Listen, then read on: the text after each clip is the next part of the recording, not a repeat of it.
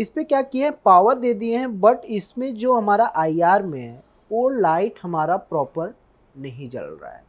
मतलब इसमें क्या हो रहा है कि हमें पता है, हम चेक करा देते हैं आपको कि वोल्टेज आ रहा है कि नहीं आ रहा है।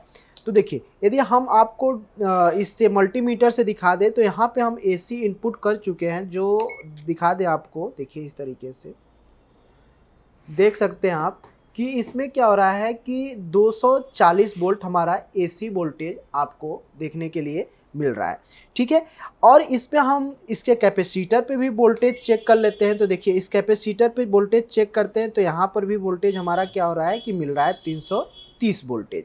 और इससे वोल्टेज आउटपुट हो रहा है कि नहीं हो रहा है ये भी हम लोग पता कर लेते हैं। तो इसके अपग्रेडिंग पिन पे डायरेक्ट हम लोग वोल्टेज को चेक कर ले। तो देखिए इसके अपग्रेडिंग पिन पे हमारे 12 वोल्ट मिल रहा है। और इसका जो कॉइल 2 लगा हुआ है, देखिए यहाँ पे देख सकते हैं, एक पर 5 वोल्ट बन रहा है और एक पे 0.9, मतलब एक जीपीयू वोल्टेज भी बन रहा है हमारा। और ये आईसी लगी हुई है देख सकते हैं यहाँ पे, और इस पर भी देख सकते हैं कि आप 3.3 वोल्टेज बन रहा है। और हमारे आईआर पे आप देख सकते हैं यहाँ पे कि वोल्टेज 3.3 वोल्टेज बन रहा है। और हमारे जो ये बायोस बायोस चिप होता है, इसके 8 नंबर पिन पे भी क्या होना चाहिए, 3.3 वोल्ट बनना चाहिए। देख सकते हैं इस पे 3.3 वोल्टेज भी बन रहा है।